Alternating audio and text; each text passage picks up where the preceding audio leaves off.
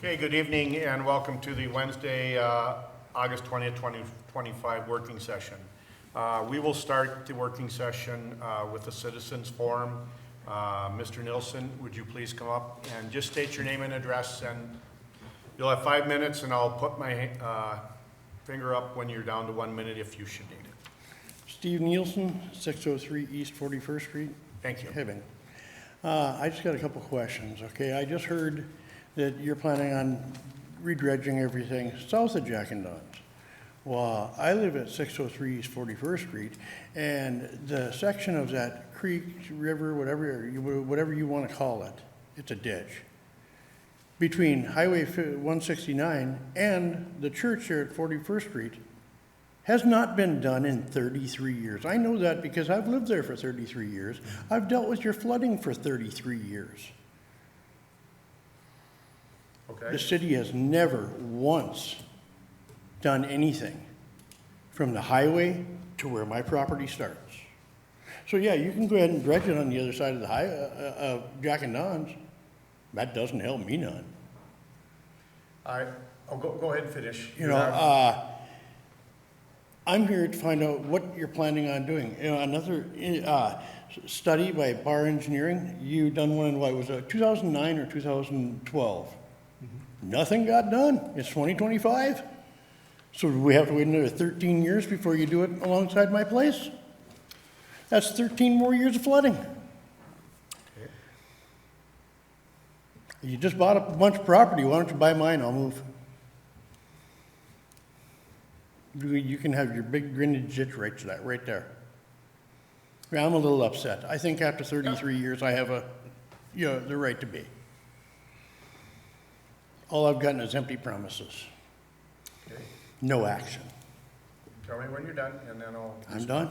Okay, thank you. In answer to your question, yes, there was a study done, but the council didn't act on it.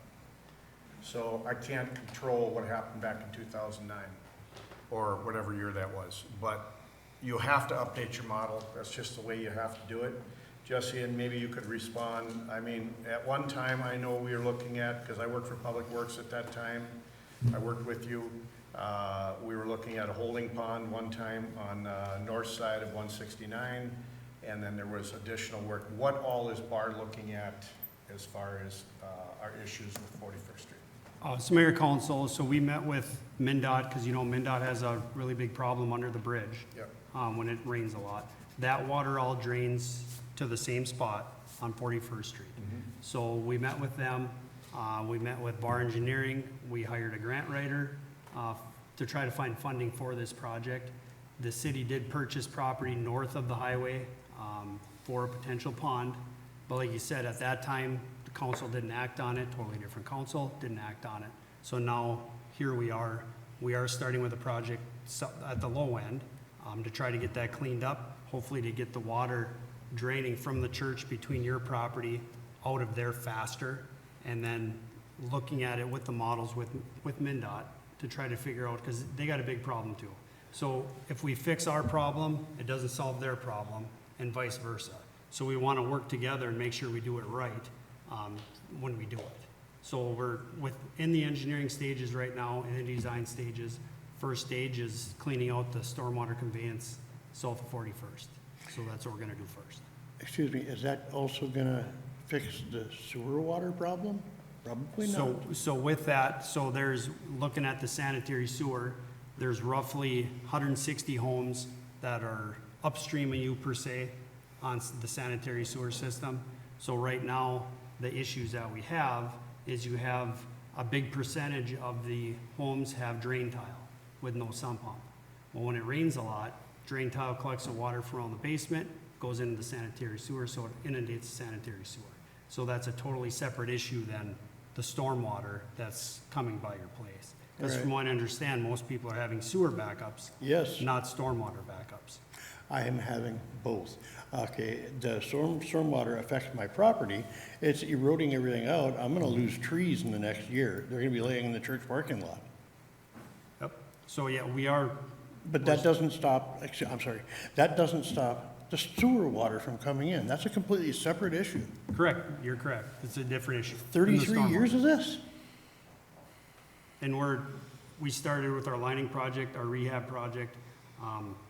This is that area is on the schedule to get lined, to get rehabbed. We were look at the manholes and we're trying to get all the I and I out. We're mandated by the MPCA to do this, which we have been doing, but we have well over 100 miles of sanitary sewer that we do have to rehab. So we're working on it. It just doesn't happen overnight. Well, Steve, that's why I asked the question, Mr. Nielsen, on the timing of everything to start this process, because, you know, I think what I heard you say is nothing was done. Not near my place. Right, and our focus right now, and it sounds like, from what was just said here tonight, we do plan on starting to move forward with addressing the issues. Again, south of Jack and Don's. That don't help me none. I think relieving the pressure, everything helps. I won't say it doesn't help you, it will help you. If you measure the culverts underneath Highway 169, and then you measure the culverts under 41st Street, they're not adequate. They can't relieve the water fast enough as it's coming in. So what do you think's gonna happen? We are your holding pond. Well, I guess as Mr. Story just said, we're doing modeling on every aspect of your issue. And I wish I could snap my fingers and it was all done today, but it can't happen. And I can't control what happened in 2009. I can only control and work with the council today to move forward, to start alleviating the issues that you and your neighborhood have had. And I think we're doing that. It might not be at the speed that you want it, but there is a process, and we're investing quite a bit. We will be investing quite a bit to start this process moving forward as soon as we have numbers to talk about. So, that's the only thing I can tell you tonight. And, any other counselors, I think, Jesse, you explained very good where we're going. And I would assume the one question you had for culverts under 41st Street would be addressed in the modeling. Yeah, the culverts under 41st are in the model, the culverts under 169 are in the model. The ones under the bridge have been added to the model in the Yeah. MnDOT. Like I said, if we do our project, there's still gonna be flooding, and vice versa. If they do theirs, there's still gonna be flooding, so we gotta work together. So that's where we started, Okay. Okay. All right. I thank you, Steve, for being here tonight. All right, welcome back to our working session for Wednesday, August 20th. Next up is conduit debt update regarding the Lease Center. I'll take that one. Yes, Ms. Thanks. Mulner? Thanks, Mayor, members of the council. I just wanted to give a quick update on the conduit debt application for the Lee Center that was applied for by Stone Beam, also known as LC Canopy LLC. Earlier this year, if you remember, we had approved a resolution authorizing them to apply with MMB. That application does have to come from the city, so we submitted that. They did get approved for their allocation for funding. So now they would like to move forward at our first meeting in September with a public hearing as well as the bonding documents that would be approved for the $16 million worth of conduit debt. I just wanted to give that update to the city council, and then I would take any questions if anybody has any. I did put a sources and uses they gave me today at everybody's chair. Okay, do you know, they're approved for the funding, do you know the amount of the funding they were approved for? It was $16 million. Oh, it was $60 Yep. million to upgrade the Lease Center. Yep, Very good, that's exciting news, with the Android being done and now the Lease Center. yep. Very good. Any other questions for Ms. Mulner? Thank you for that update. At this time, we'll move on to 2026 budget presentation. Josie, it's all yours. You got 15 minutes. I mean, I'll do that. You guys can just take the PowerPoint and just call me for questions, so I'm fine with that. All right, so I'll just dig right in, because there's a lot to talk about. We're gonna start discussing general fund revenues, salaries, expenditures, same thing for the library and the HEDA fund, capital requests, debt service, OPEB, permanent improvements. I'll do a summary of the levy, and then we'll have some big topics towards the end. regarding the airport, HRA, animal shelter, and the racetrack. So for the general fund revenues, it increased 1.15%, about $181,598. Basically, it was composed of license and permits. That increased 31,990, mainly due to permit revenue. We've had a lot of increase in activity in that fund, in that line item. Intergovernmental revenue decreased overall by 26,802. LGA increased 21,840. Taconite aid production decreased 142,972. Fire and police aid increased by 50,000. State peace officer benefit increased 10,000. IRRB grants increased 10,000. Other grants increased 3,000.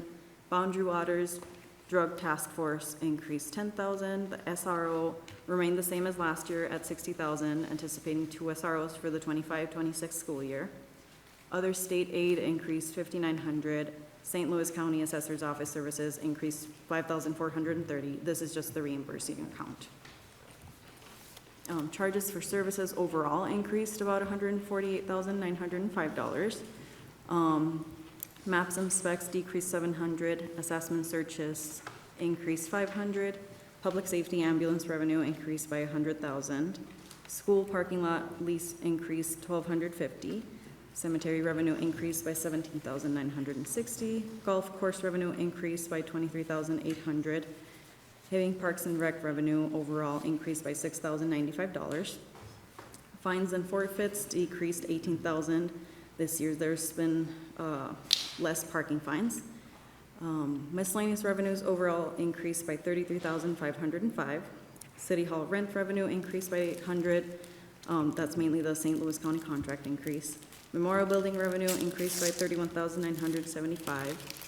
Mainly the Hibbing High School figure skating, youth hockey, and curling club contracts.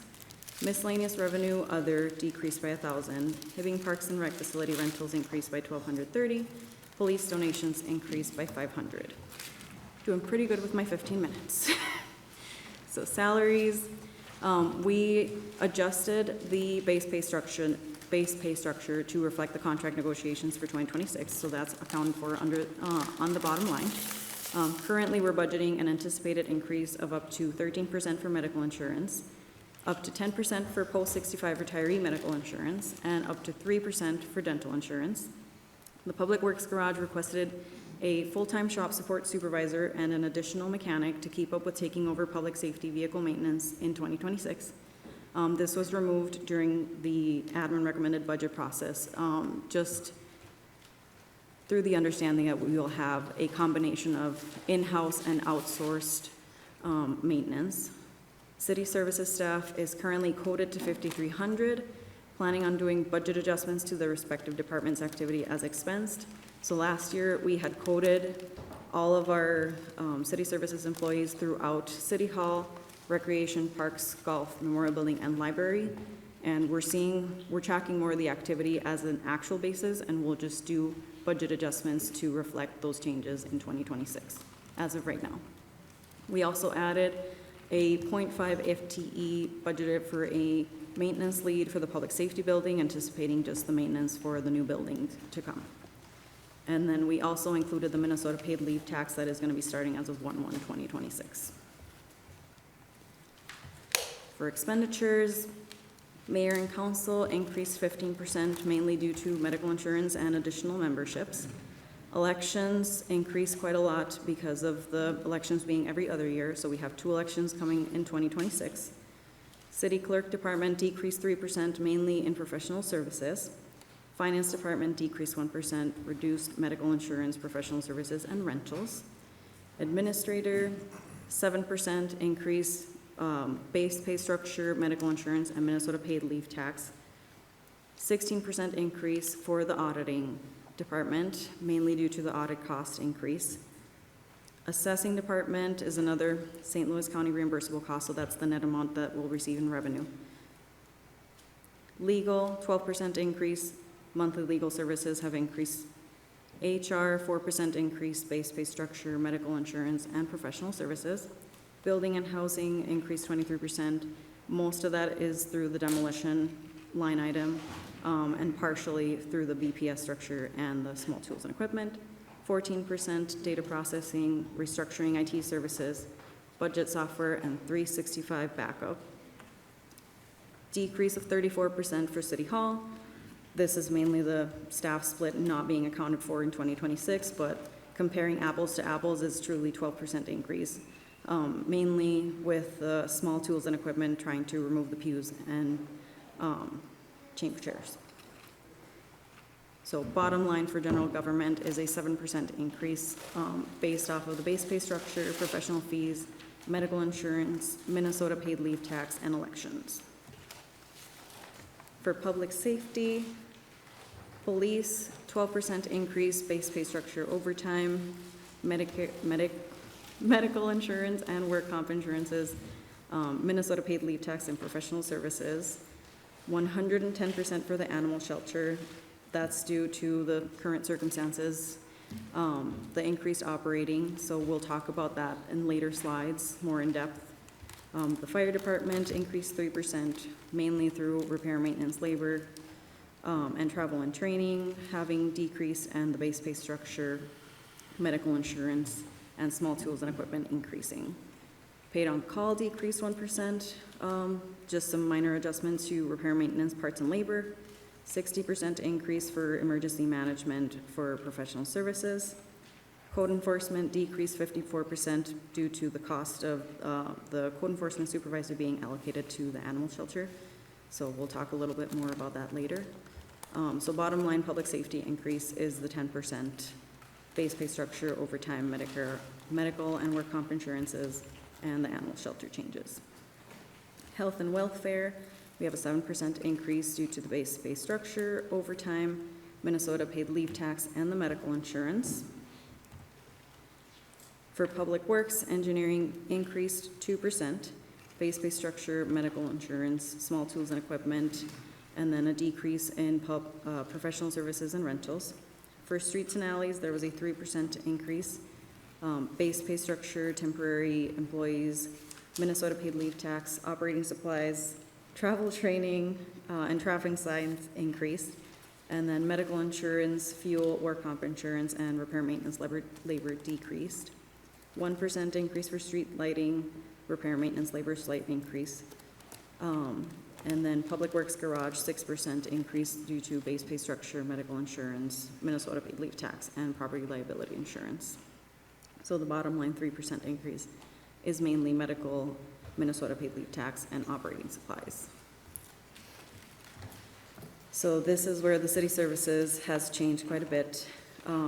So for recreation and recreation administration, no staff explains the 68% decrease, but truly apples to apples is operating decrease of 1% due to credit card fees and operating supplies being less. Parks, operating increased 3% due to professional services and utilities. Golf course increased 25% through professional services and utilities. Memorial building operating increased 2% due to utilities and operating supplies. The bus museum decreased 14% just through small adjustment to repair, maintenance, and professional services budgets. The Mind View decreased 18% due to less professional services. City services had a decrease of 5% from prior year. We have had a few retirees, some grade changes to some job descriptions. So that's the main contributor for that. And then we added the racetrack into the general fund to keep track of the costs. So we'll talk a little bit more about that as well. So main bottom line for culture and recreation increased 7%, mainly base pay structure, Minnesota paid leave tax, adding the racetrack, professional services, and utilities. Economic development increased 6% due to Minnesota paid leave tax, medical insurance, and special projects. Cemetery increased 1% for overtime, medical, and liability insurances increasing, and then the temp and fuel decrease. Judgments and losses doubled for next year due to activities and claims from 23 and 2024. Insurance unallocated increased 6%, mainly through the retiree medical insurance. The operating transfers decreased $50,000, just to allow the library fund to use their own fund balance for 2026. And then unallocated general expense increased 5% due to a pending dispute. So total for the miscellaneous increased 2% operating and medical insurance. Bottom line for expenditures, we have an increase of 7%, total increase of $1,504,574. Any questions for the general fund? I think it might be good. So, moving to the library fund. The revenues overall, the levy remained the same, grants remained the same, charges for services decreased a little bit, miscellaneous revenues increased 27%, and then transfers in decrease of 20% for the same reason, main decreases to use the library fund's fund balance. For expenditures, we have a decrease of 5%. It's mainly due to the city services staff not being accounted there, so comparing actual numbers from a previous year, it's actually 5% increase, mainly due to the base pay structure and medical insurance and professional services. We'll talk about HEDA fund. The levy request remains unchanged at $105,177. The expenditures have increased 1%, and that's mainly due to professional services. And we'll talk about capital requests. We will start with police, if Steve wants to talk about his Durango squad.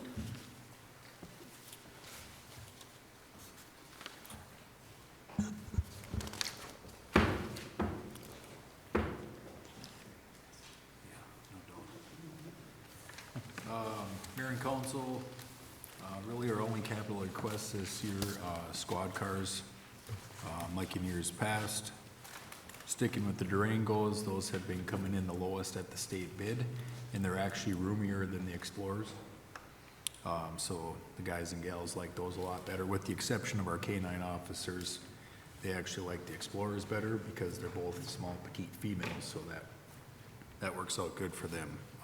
Other than that, the Durangos seem to be a lot better so far.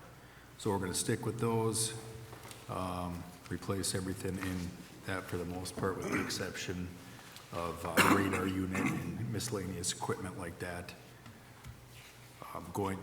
Getting rid of the upper light bar a few years ago has saved us money over time now, and we're starting to see that savings. So that's our only capital request this year. You said that's one Durango? Yeah, we had initially talked about two, but to try and, Okay. fizzle down some money. I know it's tough this year, so All right. went from 1 to 2. Counselors, any questions? Thank you, Steve. I will ask Eric to come over and talk about the fire department's requests.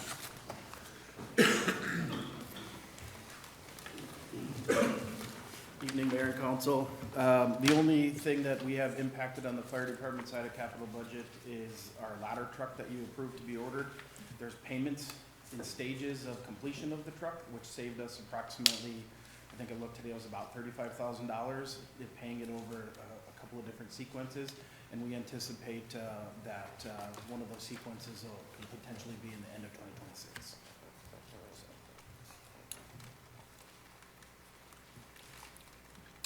So it looks like about 10% is what will be paid. Yeah, there's a couple of different options, and this one that we have out here is when the chassis is done, we pay 50% of the truck, and when the completion is done, it's 50%, and we may or may not see that in 2026, but we have to prep for seeing at least the chassis in 26, so. Okay. Any questions for Chief? Mayor, I can add one comment. Yes, thank you. As we've been working through the CIP and being the ladder truck is just under $2 million, we were looking at ways to fund it, and one of my recommendations would be to, one of my recommendations for the CIP and to be able to fund it would be to have the general fund pay it up front and then have an interfund loan where the capital fund would pay it back over 10 years.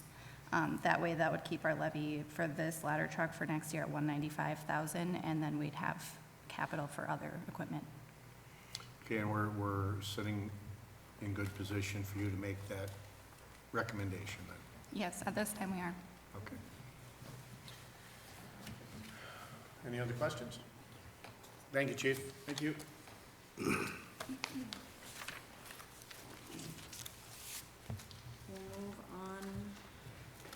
We'll move on to Public Works. I'm not sure. Lovely.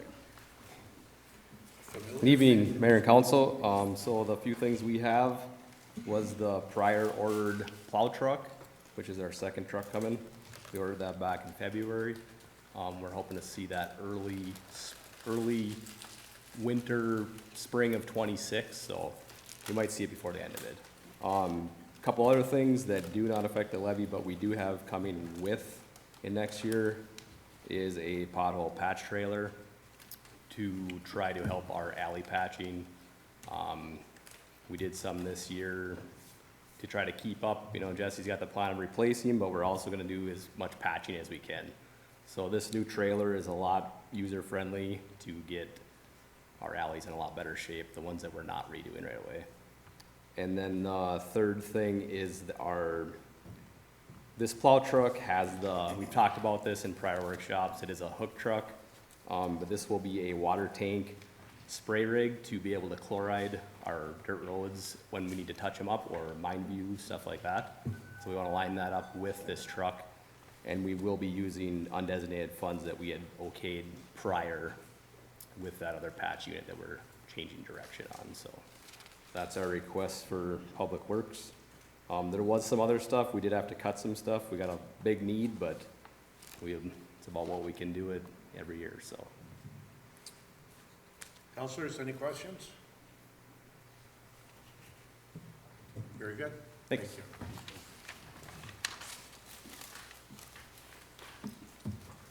All right, we'll talk about the ambulance department now.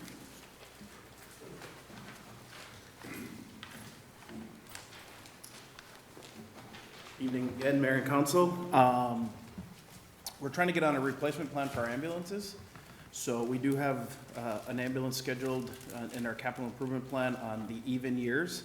So, and it takes about 12 months typically to build them. So we're trying to get back in sequence. We have a couple of rigs that are still pushing 300,000 miles and are getting to be kind of maintenance nightmares. And the second thing is that we have a number of Lucas devices, which are mechanical CPR devices, which we do actually use quite frequently. We've got 2 of them that are end of life at 10 years. They still work fine. We can use them. But after 10 years, if they fail, we cannot get them serviced.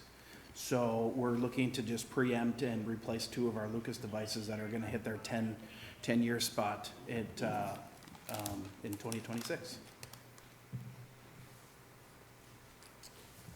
We still running 5 ambulances, Chief? Yes. I see you have a $10,000 trade-in value for the 2 oldest units. Yep, so it's $5,000 apiece. Okay. And 32,000 is for both, and that includes the trade-in value already. That is correct. Okay. Questions, counselors? Thank you again. Thanks.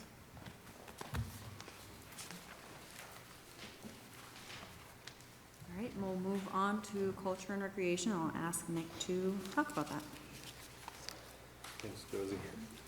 First up, on the recreation department, looking to add some money for professional services as we move forward into exploring a recreation center in the future. So this would be for possibly some more pre-design activities. We're looking at getting a committee together, and this would help pay for professional services to facilitate meetings, brainstorming meetings, things like that, and move further into site selection and programming of the space, and take the next step in looking at feasibility, so.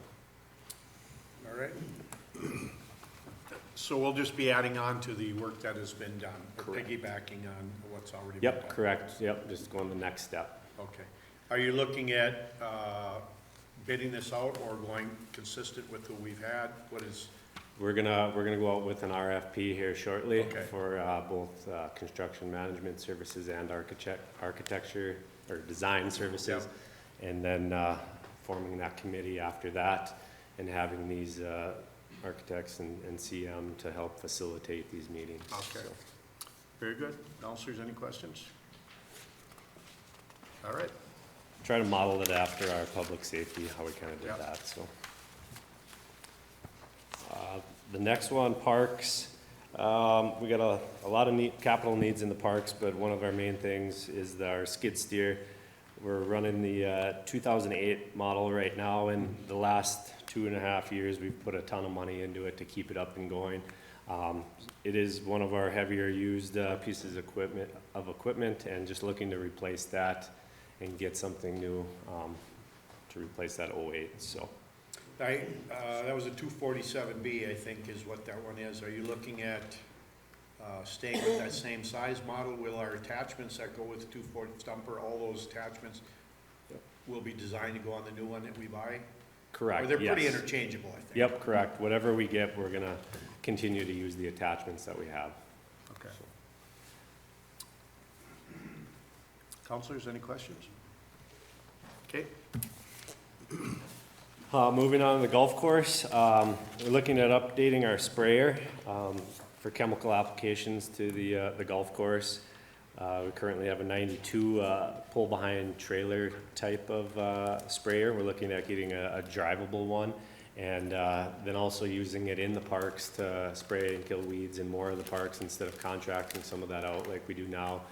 We take over some more of that, and also using it in the cemeteries and things like that to get multi-department use out of it. So, looking to upgrade that one. If you're gonna go multi-departmental, are you looking at additional funding to help fund this from the other departments, or just the golf course and then just use it? Correct, yeah, just at the golf course for now, but it'll be stationed there, and most use will go out of there, Yeah. but also the other departments are Okay. more than welcome to use it as we need. Very good. Counselors, any other questions? I have a Yes, quick question. Counselor. Now that we're having golf carts, do we need to do anything differently with a trail or something like that? Or? Cart paths and things Yeah. like that, yeah. We've talked about it a little bit, Howie and I and Randy have talked about maybe doing some test areas and just doing some crush millings in some areas. We're kind of waiting until this fall when it slows down a little bit to mark out a few of the heavy used areas that aren't probably gonna grow grass anyway, and converting that into, you know, a gravel type of cart path for now.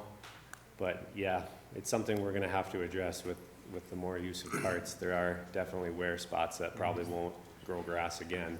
And around some of those bridges and approaches to the bridges and things like that, extending it and tapering it in a little better is, we've been talking about it, yes. So, Thank you. yep. Any other questions? Thank you. You have one more? Yeah, Memorial Building, Oh, last yep. one here. So, besides roofing needs, we need to start looking at life safety alerting and detection over there. You know, since we did have the one incident in the curling club a few years back, and it flagged, and we know about it, that we kind of got to get this area up to speed as far as life safety items. But this would get us there. And I have met with our fire chief, and we have gone through the building, fire inspector, and we have gone through the building. I've worked with LVC in town to design something and get a preliminary quote on what it would take to get us up to code in that building, and this would be where we'd look to go. So it would be detection and an alarm system. So it's not suppression Right. with sprinklers or anything, but this would at least allow people to be notified that what's going on in the building, so. Okay. Counselors, any questions? Just one last Yes. question before you go. Mhm. What about the Horace Mind View? Where are we on that? And I don't see anything in this. I was just wondering. As far as the project up there Yeah, and so, everything? yeah. Do we have anything that we need to be concerned about in 2026? Nothing in 2026. We'll be finishing up, the gate that we approved. We have some fencing and a little bit up there to finish up with that. But otherwise, the majority of the capital projects up there have been completed. The water is, and the pump house is on and working, septic's installed. It's been working well all summer long. No major other capital improvements up there at this time, other than the interior that we approved too with the Science Museum. That'll take place in early April.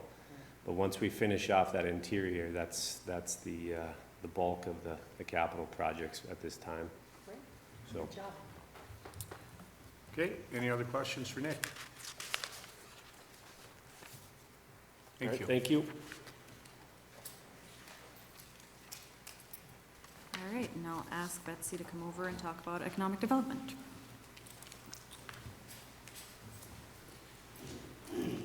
Good evening.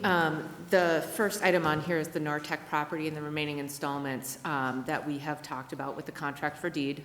We discussed them tonight to make sure that the land acquisition fund has enough capital in there to take care of 2026 and 2027.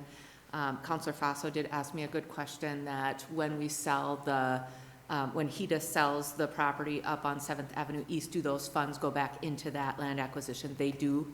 Sheena and I have calculated some of that out at this time, and we can project that out in a little bit. We do have a request for redevelopment in progress. The update on that is we're finalizing the survey so that we can separate the two buildings of the Nortec property that the city owns from the others that are privately owned. And I'm working on that with Attorney Borland. And he has a couple of questions for the surveyor, so we're waiting for them to get back to us. There is a current deficit of almost $30,000 in that fund when we look at the operations expenses for the Nortec building, because there's approximately $3,000 per month due to the utilities. So we're gonna transfer some funds from the general fund to even that out and project that out between now and the end of the redevelopment request. But we have a couple of questions that we'll probably be workshopping with you on that as we go forward to make sure that we can move that project forward. Okay. Any questions? Counselors, any questions for Betsy? Betsy, that building, do we have anybody in that building, those buildings there? No, at this time we do not. We've had a couple of people rent them out, since we took ownership. And reminder, we took ownership of that property as a secondary site for our public safety center. And now that we're moving forward with the primary site, this one is available for redevelopment. I have talked to a couple different developers about the site and, what it's available for, those sorts of things. And we'll get that out on the street for folks. This might be crazy, but is it possible to maybe cut off the utilities that go to it? If it'd save us 30 grand and we don't have anybody that's interested in it at this time, or at least winterize it until we find something? Yeah, that's the conversation we're gonna bring back and workshop with you. Here's what it looks like doing it that way, here's what it looks like maintaining it, what if we take them down, that sort of a thing. So we've got some things in the work and stay tuned for that, yes. Okay, sounds good. Thank you. Thank you, Betsy. All right, we'll move on to the cemetery. I'll hand it over to Jessica. Mayor, Council, two things we have for the cemetery is the second half of the columbarium. We made the first payment in July this year, so when we order them, we have to pay half down. This will be delivered in mid-26, when we make that next payment. The next thing is a groundsmaster mower, replace the 2008 mower for cemetery maintenance. Questions, cemetery?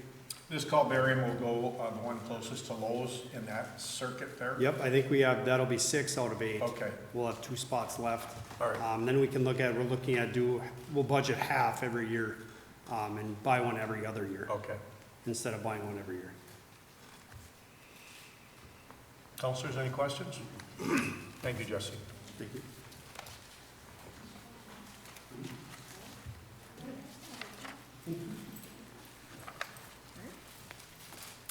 I'll hand it over to Sheena to talk about debt service and OPEB in the next couple slides.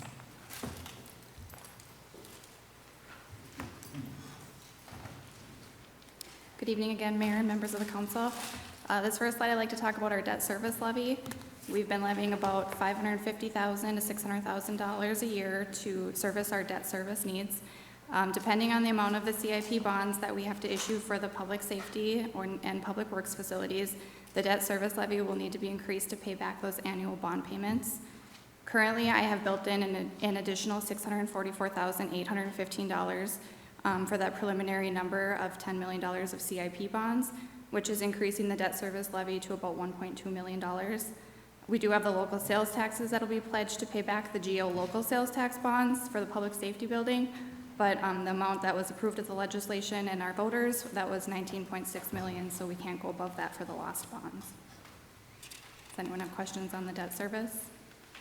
What is our cap on our debt service that we have, the flexibility within our debt service? Our margin's a little over 30 million, and this will bring us to about 10,200,000. Okay. We're about a third. Thank you. If we issued the full $10 million. And we are gonna meet with our municipal advisor on Monday to discuss more on the amortization of the bonds and how to structure that so we can determine debt service over time. Do we have anything in debt service coming off in the next year or two? I'll have to double check for sure. A lot of those are equipment certificates, so Okay. they're pretty small amounts, not to the size of this project. Okay, I think we do have a couple that are dropping off in the next couple of years, but they're not very large. okay, thank you. Any other questions, councilors? Thank you, Shannon. Yep, so this slide, I'd like to talk about other post-employment benefits, also known as OPEB. Since 2010, the city has been levying taxes to build up some reserves to offset our outstanding OPEB liability.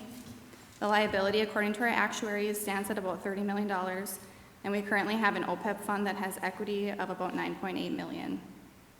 And as we've been working with ABDO on developing a financial management plan, they're recommending that we discontinue doing the OPEB levy. The other needs of the city are so great in the financial management plan, and we do have a well-established reserve. So this liability would be paid back over many years, and we're not gonna expect to pay $30 million back anytime soon in one given year. The unspent funds in the OPEB fund would be invested, and then we would continue to strategize on the best way to build the funding into our budget over time to actually pay for those benefits. Any comments or questions on that? Well, that's interesting direction from ABDO. I think as they were looking at our financial management plan and Yep. all the capital needs, they were thinking you're just levying and it's all just going into this fund. And we are getting a good return on investments on the money as well, so it is building with that too. Good. Questions, Counselor? Okay. Okay, the next slide is permanent improvements, so that'll be for Jesse. Mayor Council, for 2026, we currently have $500,000 budgeted in our alley resurfacing program. We have, for the paving, we have Spudville Road from Highway 169 to Highway 5, that'll be a mill and overlay. And then we have Old 169 from Pintar Road going to the west out to Marksmanship. Those are the two streets for city paving. The project cost is about $1.4 million. About $423,000 is covered by MSA funding for our construction. The other project is Burlington Northern. We're doing one this year. I think they're starting the week of September 15th. We have two on for next year. They want to do the two at Rainy Road and before Kelly Lake. They're so close together, they want to do both of them at the same time. It's roughly $100,000 per crossing for our cost. So instead of closing the road down twice, having two mobilizations, they want to do them both at the same time, so that's $200,000. Any questions on the paving, alley resurfacing, or the crossings? City paving, I should say. Is there no state aid on crossings like that, Jesse?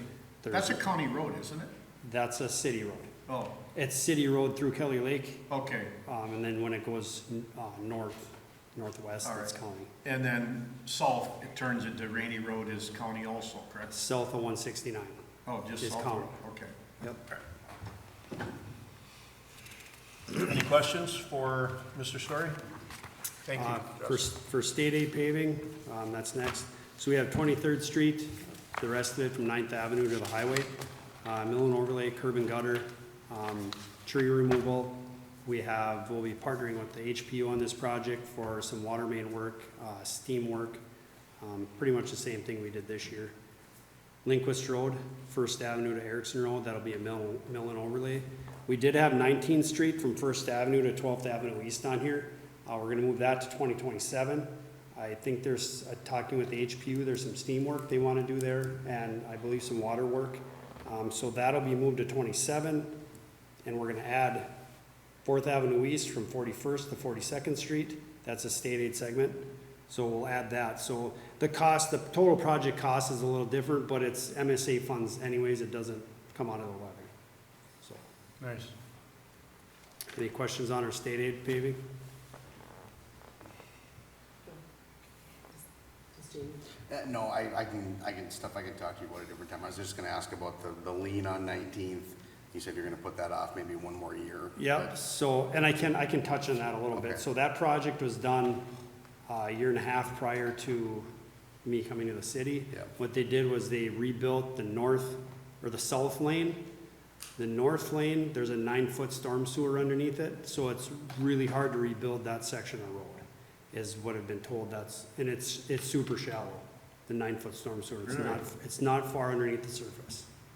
So is it still gonna is the south side of that street still gonna sit like this and Well, the south, and the bad part is the south side is the new part.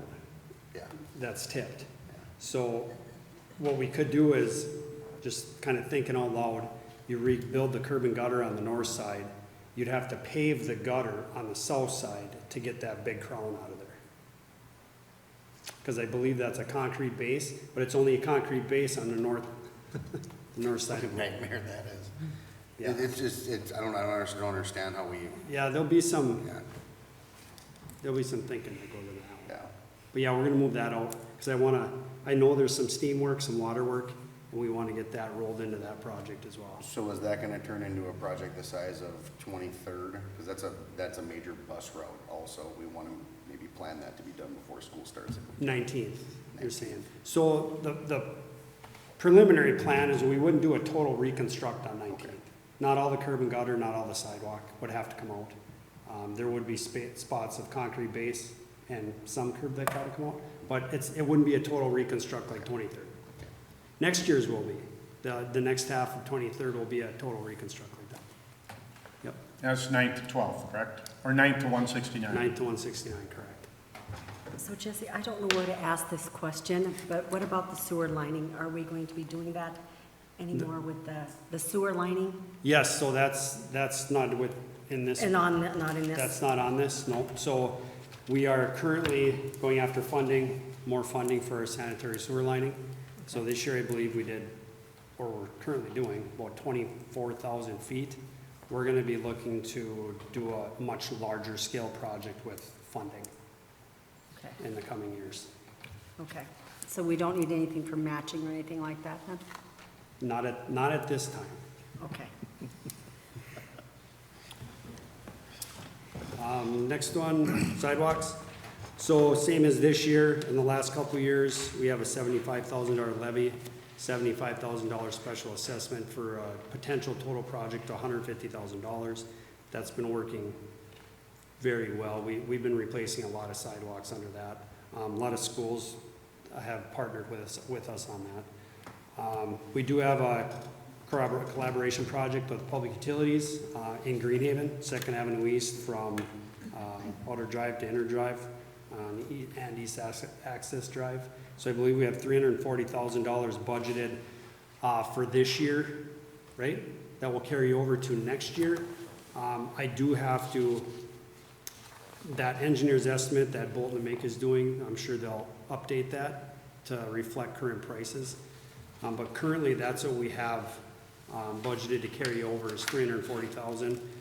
That's the remainder of the sidewalk, curb and gutter, and bituminous that they don't have to take out to put their water main in. So instead of having another project where some of the curb and gutter and some of the sidewalk is complete, we just change everything. So it'll look like 23rd Street When that's done, new curb and gutter, new sidewalk, trees and everything. Any questions on those ones? Great, thank you.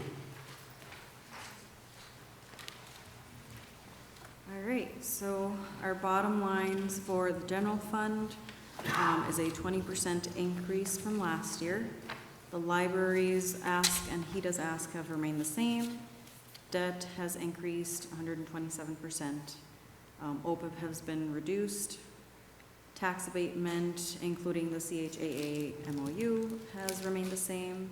Permanent improvement has increased 44%. Capital fund has increased 25%.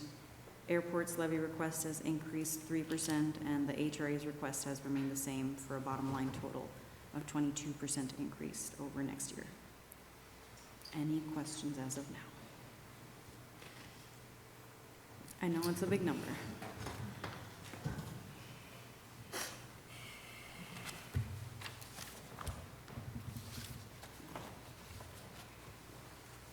Some birds?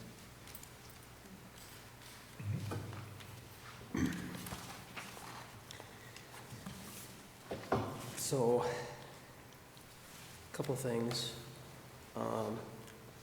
By the end of the meeting, we're gonna wanna get some direction from the city council on what you want us to come back with a preliminary number, preliminary levy number, I should say. Right now, that's at 22%, but we were trying to get some direction on what you're comfortable with. While you're thinking of that, we have several topics that we would like to cover this evening.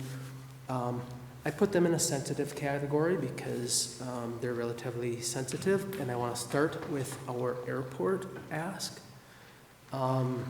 So we've been talking a lot about the airport, how we interact with them, what our funding level is, who's participating. There's just a lot of moving pieces to it. We have a counselor that is on the airport board. So counselor, if you want to add anything, please let me know as we have our conversation here. So one of the things that I've talked to the general manager about, and we've had a joint meeting with our airport board, is this tax rebate. Remember, the original building was built out at 60,000 square feet. We have a JPA and an agreement with the board that we would rebate our portion of the property taxes on that property. Also in that same agreement, it says something to the effect of, and any other building moving forward, they've done an additional 60,000 square foot build out. When we met with our airport board, I walked away from that meeting with the understanding that we would pay that original build out. I think that number's about $35K, correct me if I'm wrong. They add the second 60,000 square foot build out. Their expectation is we pay that tax abatement on that. We need to understand what your expectation is for that payment. So that's one item that we want to talk about with the city council this evening. Rick, the original building was 30,000. Then they doubled it to 60. Then they doubled the 60 to 120. And that's fine. I'm sorry. I probably didn't say that right, but we have been paying on the 60,000 square foot. Very good. All right. The original 60,000. I'm sorry, I probably didn't Very good. tee that up very well. But the point is I think our city council gave city staff the direction.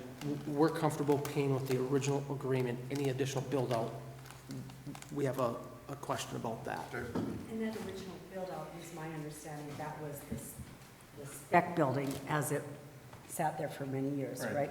That your initial 30,000.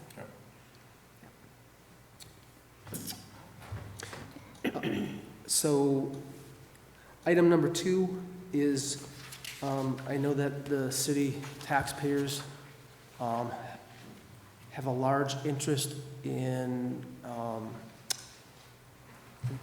an overall payment to the airport. We support them to the tune of $830,000, I think it is, something to that effect. So remember, there's an escalator every year. I think this one's about 3%.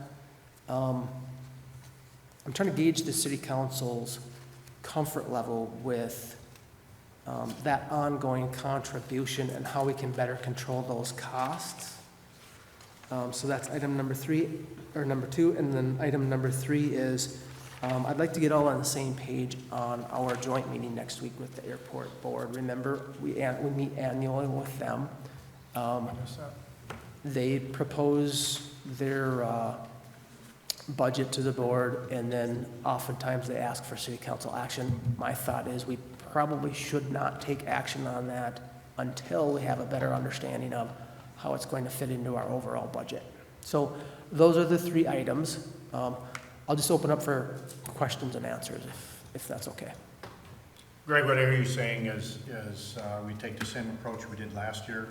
We listen to the budget presentation. We don't commit to anything till we see how our budget falls out. And I mean, I think that's a good way for us to do it. Because our budget carries the first responsibility. So. And that is exactly what I'm suggesting that we do. We look at the airport, HRA, and some of these other collaborators as another department of the city. Our year over year is about 22% now, so we're going to want the city council to give us direction on what that preliminary budget is going to look like, percentage-wise that is, which means all of those departments should be subject to whatever cuts that we make. That's what I think.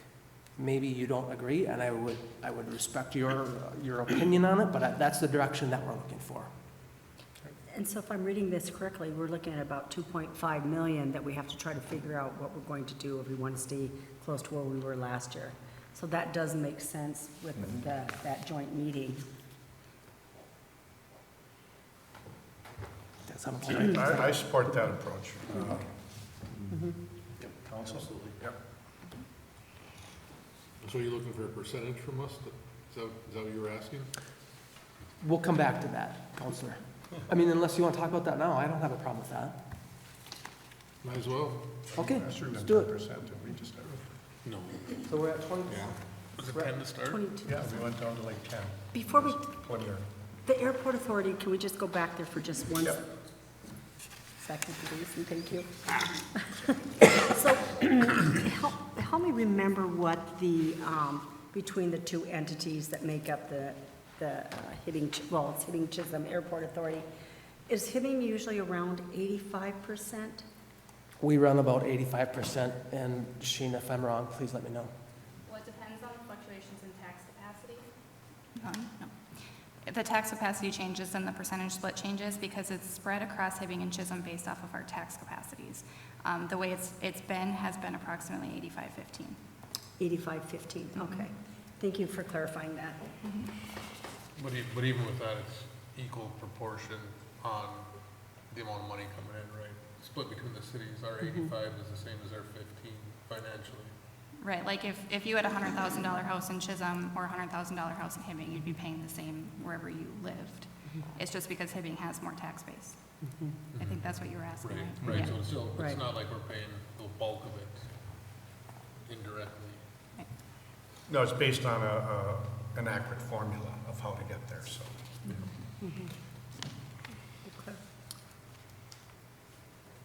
So how about 10%? So along with the discussion, if we're going to put the number or the target at 10%, I would also like feedback on where you'd all be comfortable with us looking for reductions. Could be across the board, could be specifics when it comes to some of our capital requests, could be some operations. So last year preliminary, was it 9.9? I think it was. Yeah. Yeah, our preliminary was right around 10, just under 10, correct? You know, I guess I would have each department prioritize. I mean, if we're trying to make that cut, whether it's operational capital, is to prioritize where their funding would be reduced. You know, they know their departments better than we do, what is needed. And, you know, it's never easy to cut, but you always want to start with a wish list, even though there is reductions even in that wish list. It's one point, and I don't know, it might not be relevant at all, but I just want to make sure that it's not the same departments making the big sacrifices year after year, that we make sure that we rotate and keep it even amongst each other, that So, thank you for the feedback. I appreciate that. And generally speaking, I concur, and that's what we always try to achieve. Remember, some of the budgets are just, they're so vastly different dollar-wise. We try to be very strategic about it. Sometimes it's across the board, sometimes it's, all right, let's pick and choose what the priorities are. So it'll be a little bit of all of that put together, Counselor. If the city council is okay with that. Uh-oh. Yeah, I have a bad suggestion maybe. Sheena, can you maybe enlighten, and instead of thinking about cutting stuff, can you enlighten me on what the relationship is between HPU and the city? Do we give payments in lieu of taxes, or is there just like forgiven utility costs? I know that's a thing, I'm not suggesting that we do that, but I'm curious, when we have these budget situations where we might need extra funding, what is that relationship, and what are our options as a city council for that? Counselor Bayless, are you asking like if you pay like a payment in lieu of taxes like the HRA does instead of paying Something, property yeah, taxes? because I know that like public utilities and municipal utilities will pay, payments in lieu of taxes to their city, to the city's general fund. I just don't know if there's any exchange of value that way. Not to say that we should do that, but if the city council is in need of extra funding to help reduce budget or at least increase revenue, I'm just curious what the options are. I'm not aware of any payment in lieu of taxes that comes from the PUC. One of the discussions we have had a few times among staff is possibly seeking a future franchise fee, which could be passed on through the utility bill, and that would be a source of revenue that would go towards possibly permanent improvements like our alleys and streets, just basically for using the right of way for utilities. We just haven't really gotten too much further on that yet. It's just kind of more of a thought at this point.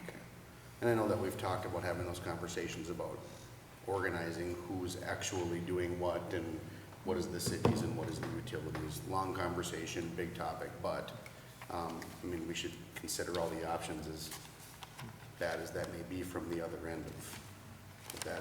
It's an option. And your point is well taken. Typically, that's what we try to do, put everything on the table, nothing's like out of bounds, so to speak. So, any other feedback on it, Counselor? Anybody else? 10% is what I heard. Anybody object to that? What's that? Does anybody object to that? Okay, so that'll be the target. Anything else on airport? I think other than we follow the same protocol we did last year. So we come in we know what the airport's request is, we've met with them, heard them out. Our preliminary budget comes in at about, I think, Counselor Swiber said around 10. And then, we take a look at all the other outside funding or sources that we provide for other entities.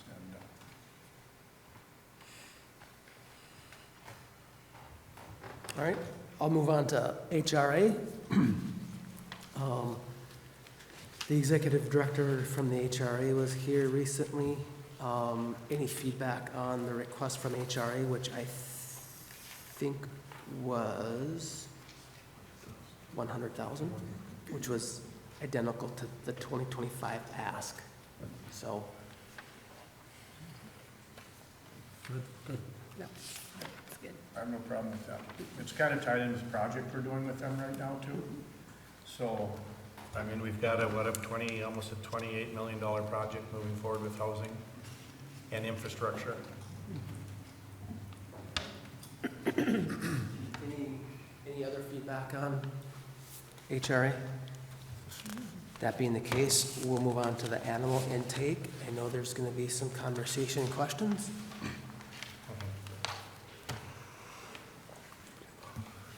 So, I think you'll note that what we ended up doing is transferred some of the dollars from code enforcement, thank you, into the animal intake. Not that we don't plan on doing our code enforcement activities, but also we're projecting about 10 to 12 months to get this land deal done with the airport board. So we're gonna need to fill the void, the service, so to speak. What we're trying to do is be transparent and show the city council where all the money is anticipated to be spent. So that's why we did that. So while we're on the topic of the animal intake, remember we had an RFP out, we had one respondent, it's the Range Regional Animal Shelter. We have an interview with them coming up on Friday. Remember, part of the city council direction to staff was put the RFP out, but also as you're interviewing the respondents, we want to gauge their interest in taking over the building, the real estate, et cetera, operations on their own. So we'll be having that conversation on Friday. I think the big point that I wanted to make is if we continue to do what we're doing, there will continue to be an impact on our rental inspection program. So I'll just open it up for feedback and questions. Can you speak to, if we hire them, it goes from $4,500 a month, am I reading this right, to $10,000 a month? Yes, Is that what they're proposing? that is their request. And I know we did some forecasting, and the methodology behind the forecast was taking the animals, looking back and taking the animals that we had to deal with in the past and applying their proposal. What would that look like? And Candy, if you would maybe do a little explanation on that for our city council, I would appreciate that. Sure. Thank you, Mayor and Council. What we have read within their RFP is initially we had a $4,500 like a stipend for them every month. They requested $10,000, so you're already looking at $120,000 before we pay any bills, which they requested. And then they also requested $650 per animal. So when you put all that together, it's going to range depending on our, utilities and phone and all of that, upwards of between $330 to $360. Okay, thank you. I mean, we're kind of in this position because there was requests to add additional funding, which we held steady on at 4,500, that helped collapse basically the shelter as it was existingly run. A big part of their responsibility is to raise funds through their own efforts to offset the cost of running that shelter. I have a real issue with paying more. I just do. I have an issue with 120,000 more. I have a bigger issue with $650 an animal. So just to let you know, when you go through animal sheltering though, it's very normal. That's what we pay Precious Paws is the $650, but that's all we have or $600 that's all that we pay them. We don't have another expense behind it. So when you're paying for $600 for an animal that isn't vetted, probably isn't spay or neutered, so that also takes care of that, where in the request, it's $10,000, and that is normally towards vetting or, it's not gonna pay for all of it, because at the end of the day, yes, it's a 501c3, but it is a business. And, there is money to be made with that, just with, getting what the city is paying for it. But the difference from us to all other cities is we have a building, we have been paying the utilities, and now we can't get into a point where all we want to do is pay someone for our animals, But I do have to echo what the mayor had said, that it is a 501c3, it is a nonprofit, and about the fundraising aspect. Absolutely. Was that ever, did they have any projections on what that might look like to help offset some expenses? So it was basically all supported by the city of Hibbing. I know there's a lot of funding that goes in, people, that still donate and. Yeah. But I mean, how many animals, I look at Grand Rapids, they don't deal with cats. And I think, Alyssa, I think you said about 75% of our animals are cats. There's changes we can make to make this affordable. And I don't know how one animal intake cannot take cats, and the whole Itasca County takes in less animals than less than half the animals that the city of Hibbing takes in. There's something wrong. The formula isn't right. And if we have to make some changes and follow some models that are in other areas, that's what we need to do. And every cat, or every one that goes Precious Paws is a cat, correct? Correct. Okay. Yes. And just to be clear, we're not advocating for or against awarding this. We're doing some forecasting, we'll be doing the interviewing, and we'll come back with a report to the city council. Again, we just took what we've been doing, number of animals, what they're proposing, and then try to get a forecast on what kind of money we're looking at. Sheena, can I ask you a question? What is the levy amount? What is it rated at right now? Are you talking about like what we One need to levy reduce? is worth X amount of dollars. Get to the summary page. So 2025's levy was 11,383,606, so it'd be about 113,000. Okay. Each levy is worth $113,000.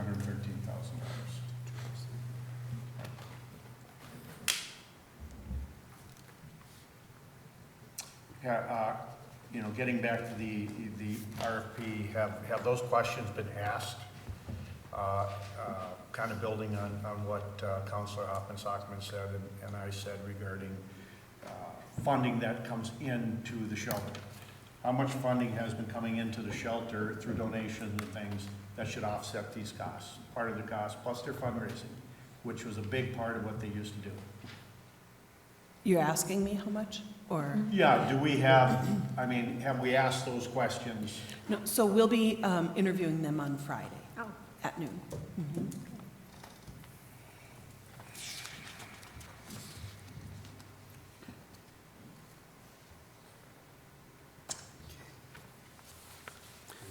Yeah, so we'll have more information at our next work session. So even though this is a budget meeting, remember our options, we discontinue the whole operation, continue to operate as is, award the proposal, or go out for another RFP. Again, we're not asking for a decision on this, we're just trying to keep focused on this is a piece of our business that has to be solved, but in order for us to get a budget for 2026, we need to have this conversation about how much money we fold into this for these operations.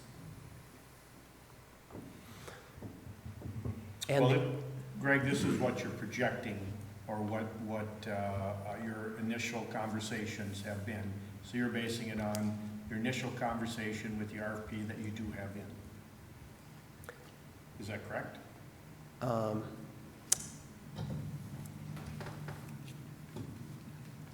Are you asking, like, if we've had questions with them? Well, We've not had a- what you had just mentioned is it was $4,500 a month, they have asked for $10,000. But So you have had input on what they felt they would want. Yes, that's in the RFP. Okay. That's the question I was asking. Okay. That's where your numbers are coming from. Correct, yes. And so before, we talked internally about what a cost would be. Yeah. And so we'll get more information on Friday when we interview. So I always come back to this, having competitive bids.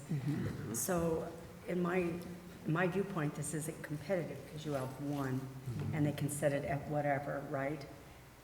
And not picking on that organization, but that's just the fact of it. What would happen if we fail the search and just, I don't know, cast our net? I don't know what to do because we've done this how many times now? But to me, it's just, it's not competitive. Am I reading this right?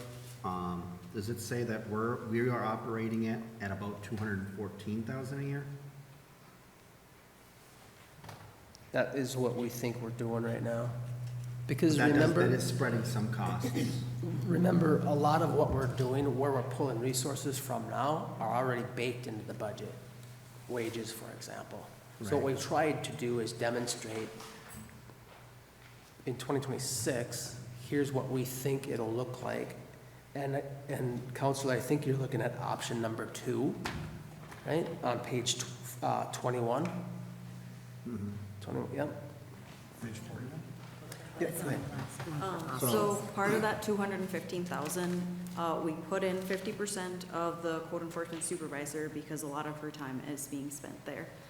We added about $34,000, I think, in temporary salaries, some overtime, FICA expenses, para, and that sort of thing. So a lot of it is salaries and benefits, but also a little bit of an increase in operating costs that we didn't used to have, like dog food, cat food, those sorts of things. So that's part of that 215,000. So, but what we're saying is, I mean, give or take 2 to 250 being, we could do the operation, or this request for proposal would be probably over 3, and they would have also donations on top of that. One would assume. Potentially, if that's what. Okay.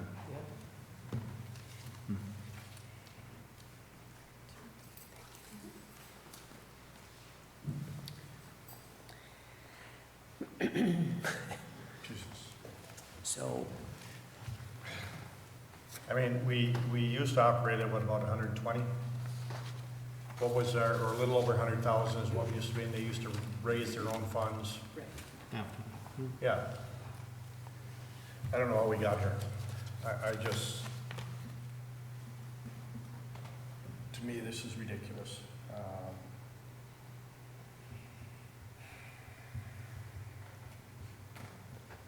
so would you like us to come back at the next meeting with this, or do you want to give some direction now? Well, I think you have to have your, I mean, personally, I think you have to have your conversation with the group at the RFP, but, I mean, one of the reasons that got us in the position we're in is because of an ask for an increase over what we had before. We've gone backwards ever since. And I can't see an animal shelter taking that much money to maintain. And, because I know what we did prior to making the change.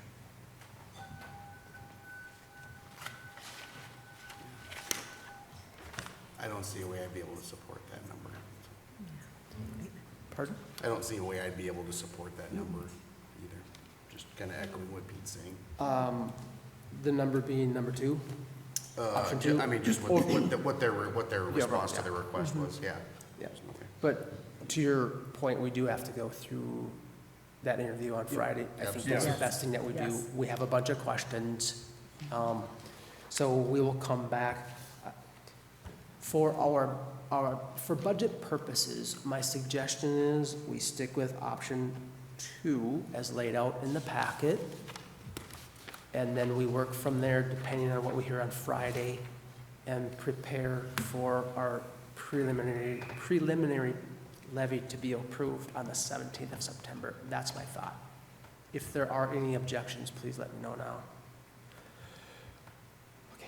Well, I think in answer to your suggesting, that's probably our best option for budgeting right now. I can't disagree with that.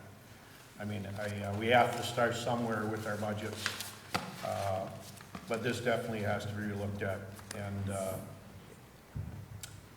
In effect, it's a placeholder. yeah. Okay. So the fourth and final topic that I would like to cover is our speedway. As you know, we've made some substantial changes operationally, reinvesting in the asset. So remember, we took that over from St. Louis County a handful of years ago. There was a cash contribution directly to the city from the county, $250,000, I think was the number. if I'm not mistaken, right now, we have about $31,500 in that account. We have 31,500 budgeted for operations for 26. We're sitting at about 50,000 left About over 50. in that fund for Would you capital. repeat that?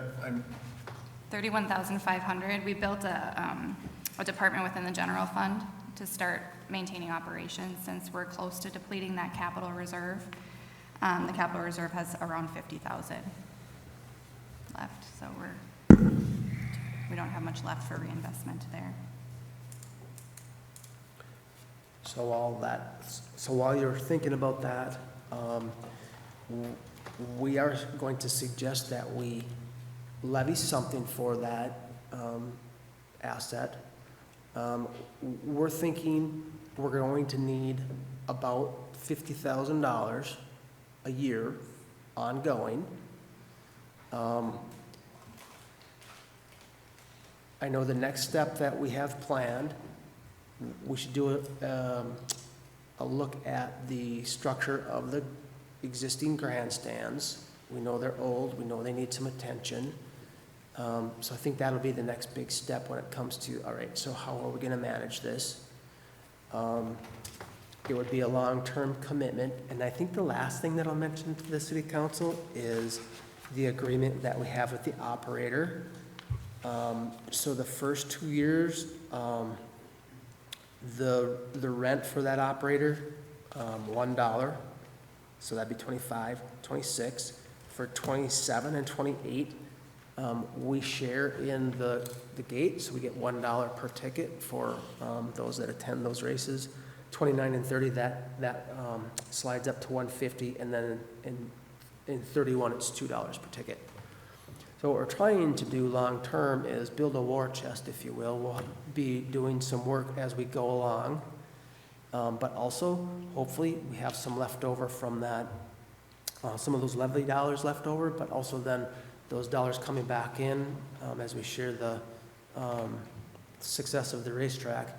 That'll come back in, and that'll get then rolled back into that asset. So hopefully we can back off on our levy ask for the Speedway. So that's a lot, I know. I'll just open it up for feedback and questions. I have a question, Greg.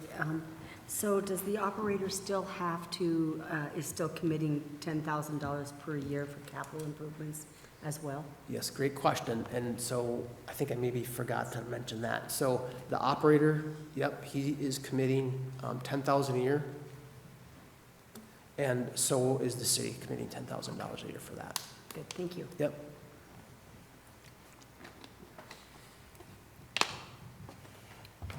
And how much money was left in the capital fund of the 250? We're sitting at about 50,000. Okay. I would assume. Go ahead, Jason. Sorry. I think the deferred maintenance, though, there might be 70,000 for what's left of the county, right? Did you say 70? I think so. Because I think cash balance right now is 50,000, but I thought for the deferred value of the 250 is about 70-some thousand. About 70? I think so. Okay. And I think by the end of the year, depending on the usage, we might have about 30-some thousand next year to use up, so that's why we're having this discussion. Okay. Greg, and what I hear you saying is setting up an encumbrance of funds that which I really believe in. So, I'm glad to hear you say that. So you can build towards something greater if you have a bigger. Yes, so we've debated it internally, staff, that is. We come from the standpoint that if we're gonna do it, we should own it, operate it as professionally as possible. Also, as delicately as possible when it comes to our taxpayers, but success should be shared between the operator and the city. So that's what we're trying to do, but we need the resources on the front side to do that, so. I think it's, it's tough to add lines to a budget, but, I mean, we've had this building or this structure now for over a decade and have not made any significant improvements to it. So I think when you look at going 10 years and not spending even the 250 we started with, that's almost a pretty poor job on our side of taking care of something. So. Greg, is there projected, I think you mentioned not next year, but year after, $1 per ticket? What is our projected revenue, say, year 5? Great question. I don't think we've done any forecasting unless Nick has a number for that.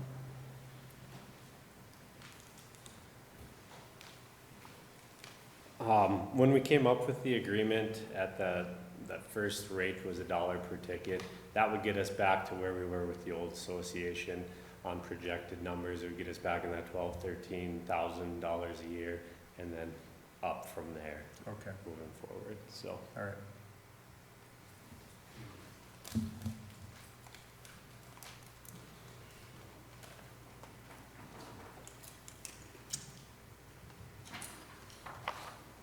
A number? 50-ish? I would say 50. I mean, you Okay. said 50-ish, is that what you said? Yes, I did. So my thought would be, that's what we'll use as our placeholder. We have some work to do to get down to that 10%. That 50,000 will be subject to that reduction of about 12%, if you agree. I think that's a fair place to start Okay. and know that that number could come down. Okay. Did I forget anything? So we have a target. All right. So budget, Sheena, anything else? No, I'm good, thank you. Keep shutting my mic. Great, thank you for the guidance. 9.99? Either way, they gotta get it done. Yeah, we do have to get it done, yeah. Nice Do that work, one though. time or the other. Yep. Really nice work. Thank you. Is that all we have? Are we done? Oh, No. Round table. yeah, we'll go to round table, yep. Counselor, nice try. All right, at this time, thank you all for the budget presentation, Josie, Excellent. and for getting that to us early so we could review it. And Gina, great job with your department. We'll move on to round table. We'll start with you, I have Mr. one quick Pazitsky. item. Thank you so much, Mr. Mayor, City Council. So our personnel policy, we've been socializing that with the City Council and others. Any questions, questions or feedback? I would try to address those now. Otherwise, if there are no objections, we'll move for City Council consideration and approval on the 3rd of September. That was, what was that again? Personnel policy, the personnel manual. Yes. We sent that out in an email to the City Council. Is that the one that had all the, like, if you get in trouble with your drinking and all that kind of stuff? Or is it a different one? I'm sorry. It was the whole HR. That whole packet? Yeah. I just read like one chapter, that was key. It was a full package, the Yeah. whole thing, start to finish. I just had a question, and I'm assuming that you would probably know, you got a good answer for most things. Like on the marijuana policy for all of this, it looked like there were several different fields that was going into. How does that work? How does the testing work? How do you know? Is there a percentage of THC in your body that they call bad, or is it any? Or if you have a medical prescription, does that matter? I think it depends, but in order to get good, accurate information, I think I'll hand that off to Angela. I think that Yeah, there is no, like, level that you can test for to determine whether they're currently under the influence. So the policies, there's 2 separate ones for the drug and alcohol testing policies, one DOT and not one non-DOT. So of course, DOT still regulates, you cannot have any in your system. So we do regular checks, as well as preventative, just to make sure that those individuals are not under the influence. Anybody else, it's gonna be evaluation, whether or not they may be under the influence, but there's not a test to determine the amount. So they have any percentage in their body they're positive, For the DOT, correct. but on the other side, Yep, it's just, there's like an evaluation form to determine whether or not we believe they're under the influence. okay. And I was reading there's random tests that we're still giving to all the employees. Yep, so the random tests are only for the DOT, those safety-sensitive positions. Okay. That's Class B and above, correct? What was that? Class B and above. Correct. And then police and fire would Yeah. also be covered under the pre-employment, no cannabis, yep. I always thought that police could do it, because they're undercover. You gotta be working a job. Greg you're good? Yep, nothing further from Okay. my office. Steve? Andy? James? No, I'm good. Justin? I'm good. Good. Barb? I'm good. I'm good. I'm good. Pass. All right. With that, we'll have adjournment. Ready to go. Have a great night. Great presentation again. Very nice.